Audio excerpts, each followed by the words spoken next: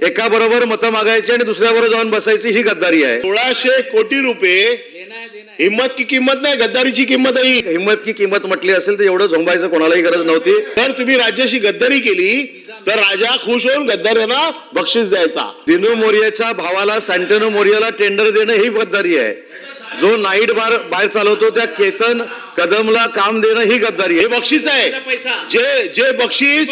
जे बक्षीस पूर्वी निजाम द्यायचे गद्दारी केली तर। खिचडी खाणारे किती जेलमध्ये जाऊन आले हे तुम्हाला देखील माहिती आहे, मला देखील माहिती आहे। गद्दारी हा विषय आणायचा नव्हता। गद्दारीवर जर परिपाठ लिहायचा झाला तर मोठा आम्ही लिहू शकतो। असे शब्द जर आम्हाला सांगायला लागाल तर आमच्याकडे याच्यापेक्षा चांगले शब्द आहेत। वाचून दाखवलं कोस्टल रोड, बाकीचं नद्यांचं पुनर्जीवन, मिठी नदीचं वेगळं पुनर्जीवन। मिठी नदीशिवाय मुंबईत अशा कुठल्या नद्या आहेत की ज्याचं पुनर्जीवन करताय आपण? मिठी नदी ही एक मोठी नदी आहे मुंबईमध्ये, त्याचे वेगळे पैसे दाखवलेले आहेत। मिठी नदीच्या व्यतिरिक्त अशा कुठल्या वेगळ्या नद्या आहेत की ज्यांचं पुनर्जीवनाचे पैसे आपण दाखवलेले आहेत? त्याच्यामुळे ही माहिती जी आपल्याकडनं आमच्याकडे येते, जी आता आपण पटलावरती आहे, या माहितीमध्ये मी असं म्हणणार नाही की ती असत्य आहे, पण या माहितीमध्ये विसंगती आहे। थोडा चांगल्या शब्दात हे मी सांगतोय, त्याचं कारण असं आहे की मी मुंबई महानगरपालिकेकडनं घेतलेली माहिती आहे। आता प्रश्न असा आहे की राज्य शासनाचे पैसे राज्य शासन देणं लागतंय। इथे एका बाजूला आपण म्हणताय की आम्हाला पैसे द्यायचेत नाही द्यायचेत, दुसरं आहे। दुसऱ्या बाजूला मुंबई महानगरपालिकेचं दायित्व काही लाख कोटीमध्ये गेलेलं आहे, म्हणजे मुंबई महानगरपालिकेला द्यायला आता पैसे नाही आहेत। तिसऱ्या बाजूला या गेल्या 3 वर्षामध्ये आमदार खासदारांना सत्ताधारी आमदार खासदारांना 1600 कोटी रुपये दिले। 1600 कोटी रुपये म्हणजे 1600 कोटी रुपये। हिम्मत की किंमत नाही, गद्दारीची किंमत आहे ही। हिम्मत की किंमत नाही आहे, ही किंमत कसली आहे? हे बक्षीस आहे। जे बक्षीस पूर्वी निजाम द्यायचे गद्दारी केली तर। ही बक्षीस ही कोणाला मिळायची? जर तुम्ही राज्याशी गद्दारी केली तर राजा खुश होऊन गद्दारांना बक्षीस द्यायचा। तुम्ही असे शब्द जर आम्हाला सांगायला लागाल तर आमच्याकडे याच्यापेक्षा चांगले शब्द आहेत।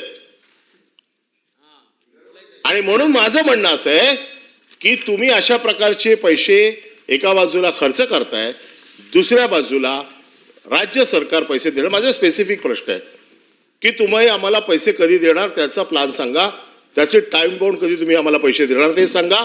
ह्या पैशाचं दायित्व तुमच्या आमच्यामध्ये जर भांडण असेल मुंबई महानगरपालिका आणि राज्य सरकारमध्ये, तर हे भांडण तुम्ही कधी सोडवून उरलेले पैसे तुम्ही किती दिवसात मुंबई महानगरपालिकेला देणार? सभापती महोदय, 2 महत्त्वाचे मुद्दे मी या ठिकाणी मांडले की शासनामध्ये आणि महानगरपालिकेमध्ये वाद आहे असं कुठेही मी रेकॉर्डवर आणलेलं नाही। मी असं सांगितलं की प्राथमिक शिक्षणाचे 5665 कोटी रुपये जे आहेत त्याच्यामध्ये प्राथमिक शिक्षण विभागानं असं सांगितलेलं आहे की आम्ही 4थ्या पे कमिशन प्रमाणे केलेलं आहे। त्याच्यावर मी पण असं सांगितलं की आयुक्तांना सांगून याच्यामध्ये तातडीनं निर्णय घेण्याचे आदेश दिले जातील। हा मुद्दा मी स्पष्ट केलेला आहे। दुसरी महत्त्वाची गोष्ट म्हणजे इथं आता हिम्मत की किंमत आणि गद्दारीवर विषय झाला। मिठी नदीमधल्या गाळामधलं पैसे खाणे ही गद्दारी आहे। दिनू मोरियाच्या भावाला सँटनो मोरियाला टेंडर देणं ही गद्दारी आहे। जो नाईट बार चालवतो त्या केतन कदमला काम देणं ही गद्दारी आहे। याच्यावर मला बोलायचं नव्हतं। एखादी गोष्ट गद्दारी कशामध्ये आहे? लोकांनी दिलेल्या महसुलाच्या पैशामध्ये भ्रष्टाचार करणं ही गद्दारी आहे। करोनामध्ये खिचडीमध्ये भ्रष्टाचार करणं ही गद्दारी आहे। 400 ग्रॅमची खिचडी देतो म्हणून सांगून 250 ग्रॅमची खिचडी देणं ही गद्दारी आहे।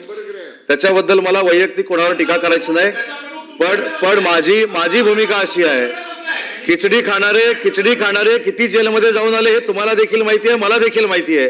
त्या प्रमुखांवर बोलण्याची गरज नाही। मुद्दा असा आहे की आपल्याला मुंबईकरांना न्याय मिळवून द्यायचा आहे। आम्ही देखील आता 25-25 वर्ष सभागृहामध्ये आहोत। त्याच्यामुळे गद्दारी काय? एका बरोबर मतं मागायची आणि दुसऱ्या बरोबर जाऊन बसायची ही गद्दारी आहे। ही मतदारांबरोबरची गद्दारी आहे। त्याच्यामुळे गद्दारी हा विषय खरं इथे चर्चेला यायला नाही पाहिजे होता। जे काही लोक चेष्टा सचिन भाऊ हे बघा, एक मिनिट सभागृह खेळीमेळीच्या वातावरणात चालवायचं असतं म्हणून जर मी हिम्मत की किंमत म्हटली असेल तर एवढं झोंबायचं कोणालाही गरज नव्हती. गद्दारी हा विषय आणायचा नव्हता. गद्दारीवर जर परिपाठ लिहायचा झाला तर मोठा आम्ही लिहू शकतो. मुद्दा असा आहे की या संदर्भामध्ये मुंबईच्या संदर्भात अनिल परब साहेबांनी मांडलेली भूमिका आहे मी नाकारतच नाही की जर प्राथमिक विभाग सांगत असेल की 200 कोटी रुपये आणि आम्ही सांगत असू 5,665 कोटी रुपये तर महानगरपालिकेची असलेली थकबाकी प्राथमिक शिक्षक विभागानं दिली पाहिजे हीच त्याच्या मागची भूमिका आहे. त्याच्यामध्ये दुसरं काही असू शकत नाही. त्याच्यामुळं माझं म्हणणं एवढंच आहे की ही मुंबईच्या हिताची लक्षवेधी आहे. मुंबईच्या सगळ्या विकासात्मक कामाला न्याय देणारी ही भूमिका आहे. आणि म्हणून मला असं वाटतं की आपण आता मिठी नदीवरचा विषय काढला की मिठी नदीला 2,350 कोटी रुपये का दिले. आता मिठी नदीचं काम हे अनिल परब साहेब असताना देखील सुरू झालं नाही. मी देखील असताना सुरू झालं नाही. हे 2006ला सुरू झालं. 2012ला ते महानगरपालिकेने ट्रान्सफर केलं आणि ट्रकमध्ये ट्रॅक्टरमध्ये गाळ नसताना सुद्धा गाळ दाखवला गेला. हा काय उदय सामंत दाखवला का. ही खरी गद्दारी आहे. त्याच्यामुळं मला असं वाटतं की याच्यावर हे बोलूया ना. आणि म्हणून मी सांगितलं की अनिल परब साहेबांनी ज्या भावना मांडल्या तशा फक्त भावना मी मांडलेल्या आहेत. पण शासनाकडनं असलेली थकबाकी देणं हे क्रमप्राप्त आहे.